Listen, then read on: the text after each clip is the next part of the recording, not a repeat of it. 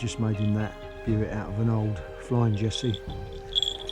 I've run out of kangaroo hide, but this will suffice. Just going to trim the end off.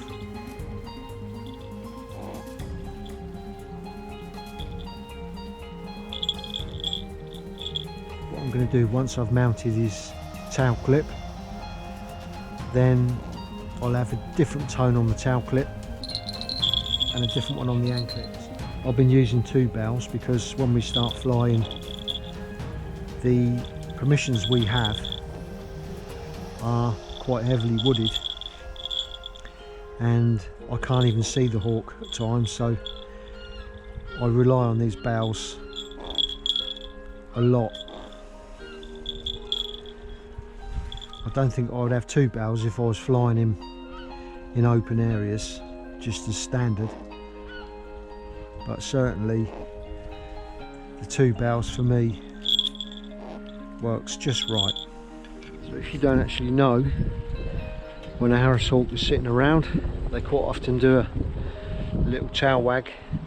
The bow can be heard quite nicely if they're sitting around, whereas the one on the anklet, you'll only hear that when they're flying and moving through. So I'm using both, and I know what he's doing without even seeing him. This bell on the tail, that one on the leg, and this little copper one on the dog. So the little dog one is for the flashing dog. I know where he is all the time, even when I can't see him. And this one, well, I shouldn't be losing you, should I, Bo? So the little team, Chewy, Bo and Woody the Harris hawk, we're just about fine-tuning now. So the Harris hawk, Woody, has had a few days of creance. His weight is coming down, but it's slow. But we're sort of on the stage now where we're just starting to see things happening, and hopefully a couple more days, once his weight's right, we'll be out. I think he's fine actually on the creance.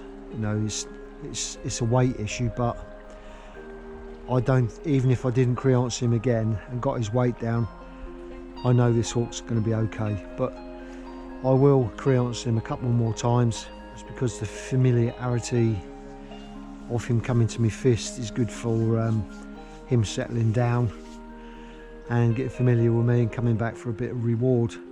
So although this is about weight as well, there's a big part of it is being familiar. So the hawk gets familiar, and then that weight doesn't have to be so low. But if he's not familiar, then the weight's really got to be lower. It's a case of getting that balance.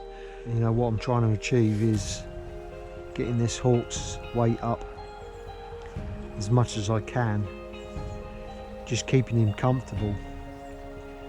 But we've got to start somewhere, and it's a case of just looking and seeing what's going on, really, and reading the hawk each day to see how he is. I mean, even the weather will change how he is. If it's windy, he won't respond like he is on a still day. If it's really hot, well then they take longer to burn off calories. So at the moment, if what he's eating at the moment could be literally a third or a quarter of what he's going to eat when it's cold. Once we're out in the cold, that's a different story. And then again, when we're out flying every day and we're out for an hour and a half, that in itself will burn energy. So then the food intake will have to go up again. But we do all that by watching him, watching his behaviour and weighing him. But by the end of the season, you can almost fly him, if you're doing it every day, almost without weighing, just by watching your hawk and understanding what he's like. You can almost guess the weight. Although I always weigh Woody and I always record his weight. It's best to have belt and braces and do everything you can, and that way you can get a better understanding anyway. But as I say, we're getting there now. Woody's calming down. As you can see, he's quite content. He's sitting there now with a nice lot of air in his feathers. He's not tight. When I say tight, I mean by him pulling all them in and making his body tight. At the moment he's allowing the air to get round him. What we're going to do now is what we've done the last couple of days. Take the dogs out and the hawk on the fist, have a little walk round, get the hawk used to me again, sitting on the fist. So that little bit of creance I'm doing for the food is about really just checking him and getting him used to coming over to me, building up that confidence again. But what he's doing in the garden, if I took that creance out into a field, he'd be different again.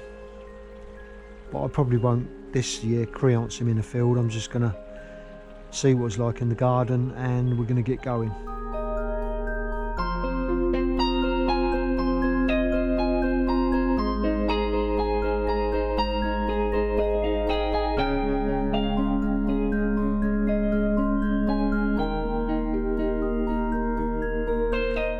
So this little walk we're doing now, really just getting the hawk used to riding on my fist again. So he's pretty calm. He's having a look round, but he's not like he was in the previous videos. There's loads of ways of doing things with these hawks. This is just the way we do it, or the way I do it with my hawk. And all I'm doing really is documenting my journey. I still class myself as a novice, although I think we're into our 4th season and you're just learning all the time. But we got the hang of it now and we seem to be doing okay. Let's call that dog back. This is good for the hawk now because you see that dog bound round that corner.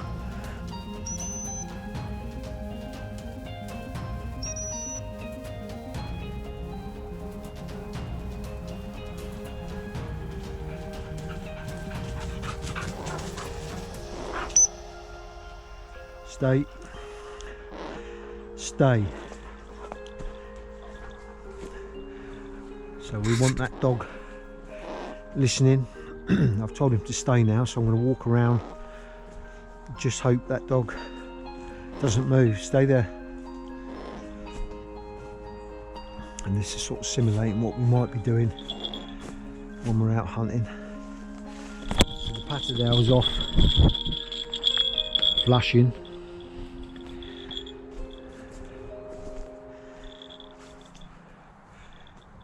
Heel. Now I'm going to hit. Hey.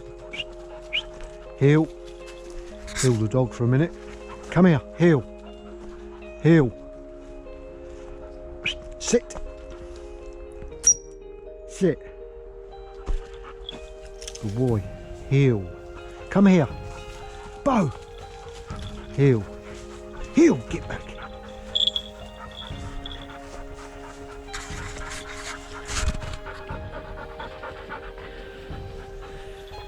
The dog's now at heel and hopefully he'll be getting better at this all the time, but he's going to just keep his shoulders with my legs.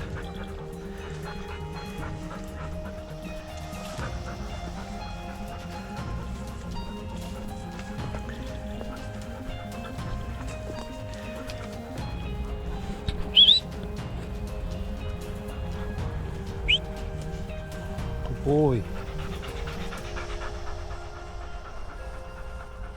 Go on in.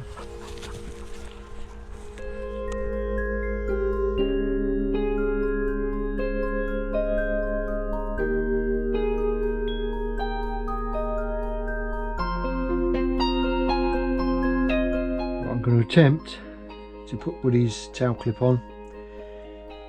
I've got some very thick super glue here, but probably better off with the 2-pack glue, but I've used this and it's nice and thick and that's all I've got today, so that's what I'm going to use. So I've got to work fairly quick. I don't want Woody swallowing these long bones. He may swallow them. If he does, then his weight's going to go up, because bone will increase that weight. Plus I've got to feed him anyway in a minute, or fly him on these creance. So I'm going to try and do this quite quickly.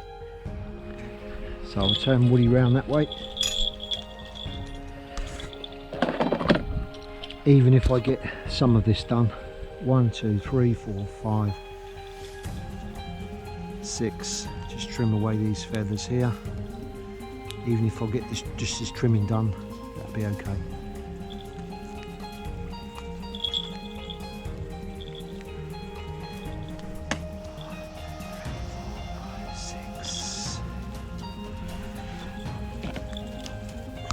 Quite quick because it won't take long to eat that little bit.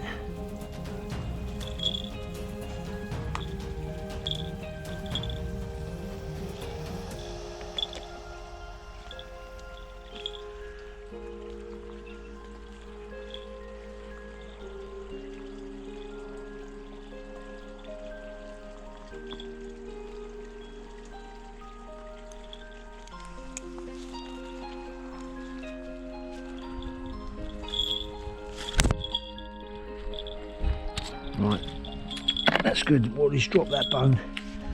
Because if they separate that there, you can swallow both parts.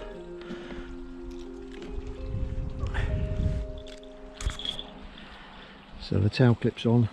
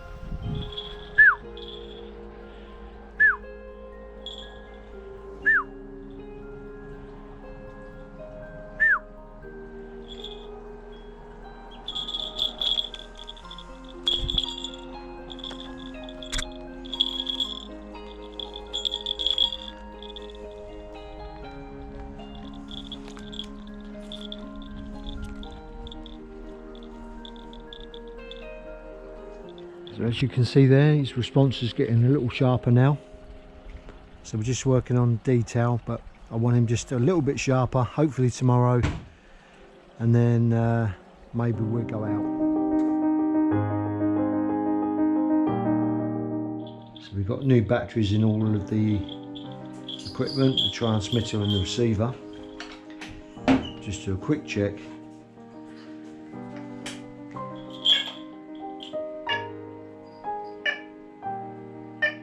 I'm really thankful to all the subscribers that we've just had. We seem to be getting about 50 odd a month now, which is really quite heartwarming. It'd be quite interesting to know where everyone is from, what sort of areas around the country or what countries. So if you wouldn't mind just putting in a comment below. I read all the comments and I answer all the comments, and I appreciate all the comments, so please comment, hit the thumbs up if you don't mind, and subscribe, hit the notification bell. Do you remember this, Woody? We're going to go free today.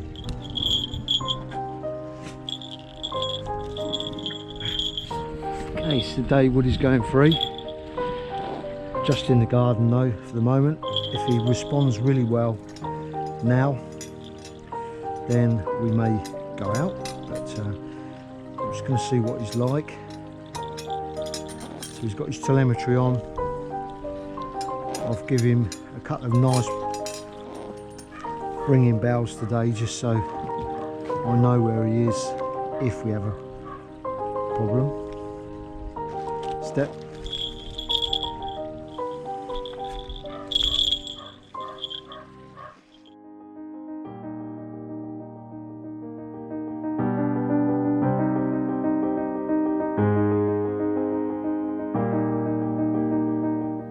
See how he is then.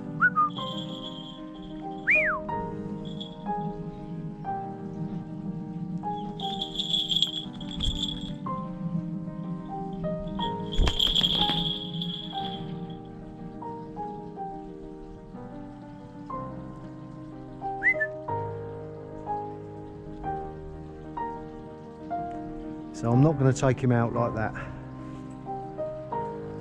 today, maybe tomorrow afternoon.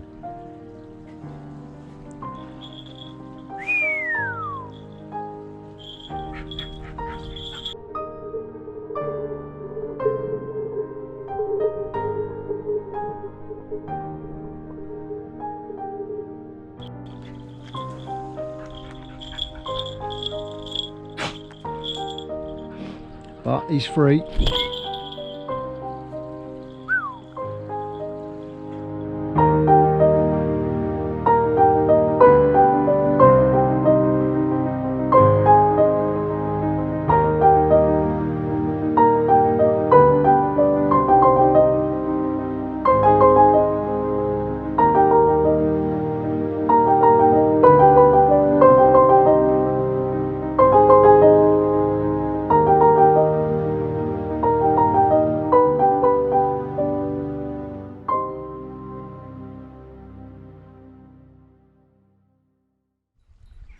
Well, he's standing up tall now. He's looking in there. He's after something.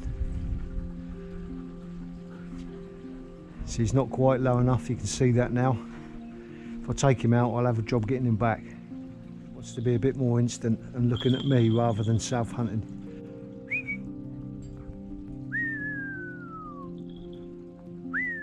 But we're nearly there.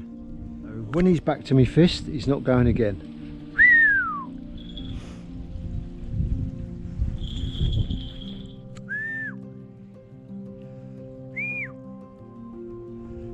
There he goes. It was a pigeon. That's why he wouldn't come.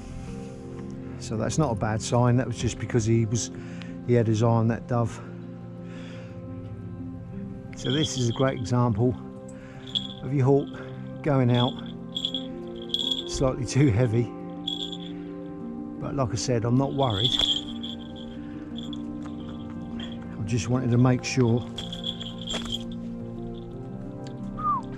It's deceiving when they're in the garden to what they're like when they're out. Once they get a little bit of enthusiasm to self hunt, but you want them to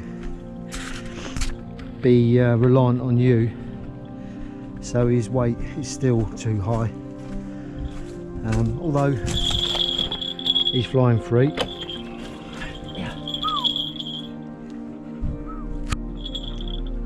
Just popped him on a rabbit. I'm going to let him have a little feed, even though his weight is up. But I don't want him to see this as negative and not getting a reward. So he's just flown and he's got a reward. Flying free, and then he's on a good bit of food. So although this was a little bit negative in the fact that he wasn't responding quick enough, we're giving him some positive reward that he's been flying free. He's come back to me and he knows that he's going to get fed. So this was a rabbit that he had from last year in the freezer. I'd thawed it out just in case we needed it. I'll have to just keep an eye on his weight tomorrow, and perhaps in a couple of days we'll go out. But he's not far away. He's flown free, which is what we're trying to achieve, although not very loyal. But that little pigeon you saw earlier on took his mind on to self-hunting there, so it was, can't really blame him. And I've got the hawk back, so you know, what can you say? We're okay.